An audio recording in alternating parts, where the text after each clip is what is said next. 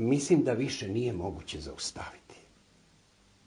Nije moguće više potiskivati neke druge etničke grupacije i težiti ka nekoj njihovoj asimilaciji. U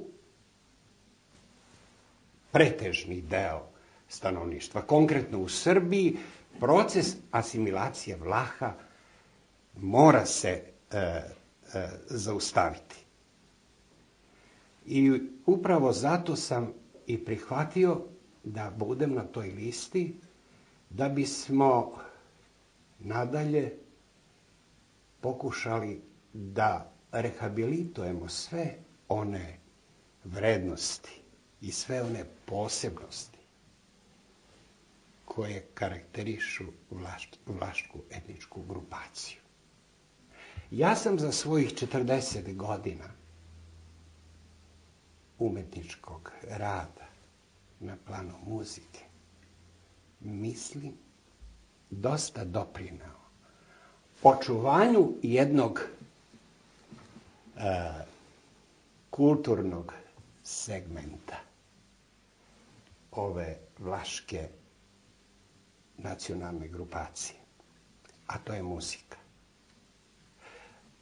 Moja su ostvarenja na tom planu uglavnom bila u pravcu očuvanja tih pravih vrednosti vlaške izvorne narodne muzike. I mislim da sam na tom planu postigao dosta rezultata. Čuli smo gospodina Balaševića, pomenuje mlade i njihovu ulogu, pogotovo u ovom procesu. Koliko su mladi danas spremni, edukovani i sposobni i voljni da se prihvate ovog ozbiljnog zadatka? Da upravo te vrednosti o kojima smo pričali i pričat ćemo podignu na pravi nivo. Pa ja mislim da uz jedno ovako svesrdno zalaganje nas odraslih u tom pravcu, da ćemo uspeti da i našu omladinu, koja je, nažalost, kao i druga omladina u Srbiji, čini mi se malo skrenula u neki kič, pa pored ostalog i na planu muzike, da vratimo na ono što je autentično vlaško. Da vremenom učinimo izvesnu korekciju u tom pravcu. Dobro, hvala vam. Doktore Balaševiću, pomenuli ste ove ozbiljne zadatke koji su, kažem, pred vama. Koliko sam shvatio, Savet nacionalnih manjina neće da bude i nije ni u kom slučaju nevladina organizacija, nego naprotiv. Naravno da nije. To je jedna ozbiljna institucija iza koje stoji država, iza koje stoji Ministarstvo za ljudska i manjinska prava, koje se uz pomoć države formira, koju država finansira i sa te strane, po novom zakonu o nacionalnim savjetima, nacionalni savjeti imaju mnogo veće ingerencije nego što su imali u prethodnom periodu. Tako da u narednom periodu neke bitne odluke, da li je to na lokalnom nivou, da li je to na nacionalnom nivou, vezano za kulturu, za informisanje, za sve one bitne stvari vezane za tu zajednicu, neće se moći donositi te odluke bez konsultacije tih nacionalnih savjeta. Mnogo je šira ta uloga nacionalnog savjeta, tako da sa te strane je veoma bitno da u tom nacionalnom savjetu, kada govorimo o Vlaškom nacionalnom savjetu, uđu zaista kvalitetni ljudi koji će znati da rade. Na našoj listi su ljudi koji su prepoznatljivi u prethodnom periodu sa svojim radom na očuvanju vlaške kulture. Gospodin Staniša je prepoznatljiv da je 40 godina, kao što je sam rekao, trudio se da kroz tu muziku i pesmu očuva ono što je bitno u vlaškoj zajednici. Na ovoj listi su drugi ljudi koji su svojim političkim angažovanjem kroz nevladin sektor, kroz nacionalni savet, dali svoj doprinos na emancipaciji Vlaha. Prema tome, znači, vodili smo računa prvo da geografski, znači, raspodelimo našu listu, da imamo iz svih opština kandidate, ali sa druge strane vodili smo računa da ti kandidati koji su na listi i tekako su u toj materiji.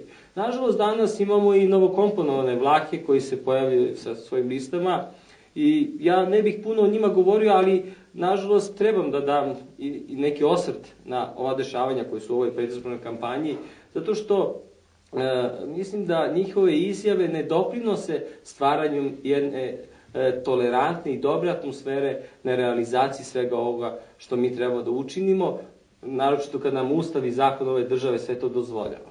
Mislim da te liste se danas bave drugim stvarima, bave se nama i mislim da u nedostatku svojih ideja i rešavanja ovih problema oni se bave ljudima sa ove liste, zato što su verovatno i prepoznali da ova lista jeste toliko kvalitetna i prepoznatljiva u ovoj zajednici da će dobiti jednu široku i veliku podršku. Znate, Vlaški nacionalni savez se neće baviti infrastrukturom, on neće graditi puteve, neće praviti kanalizacije, neće graditi, neke objekte. On će finansirati one aktivnosti, one projekte u našoj zajednici, kao što sam rekao, vezano za medije, za kulturu, za očuvanje jezika i u školama. Prema tome, sve to treba reći našim građanima, jer ja mislim da i naši građani nisu dovoljno informisani šta je to nacionalni savet, koja je njegova uloga. Mislim da tu je trebalo ministarstvo, to jest država, da malo više poradi, da malo više informiše, da lokalne samouprave se malo više uključe u celu ovoj priči, da se stvori ta malo bolja atmosfera. To ide sada kako ide. Siguran sam da za 4 godine će biti mnogo bolje i drugačije. Nama nije danas lako raditi, zato što, kažem vam, još ne postoji ta atmosfera koju mi priželjkujemo, očekujemo, ali mi ćemo se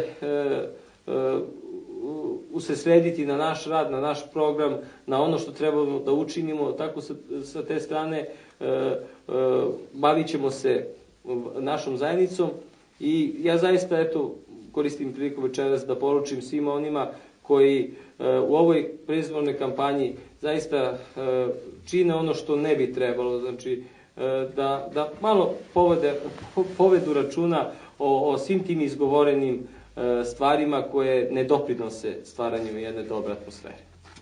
Vrlo je teško razgraničiti šta bi trebalo da bude moje pitanje naredno, pogotovo što je to sad osetljivo zbog tih brojnih stranaka, da kažem, podela u okviru vlaške nacionalne manjine.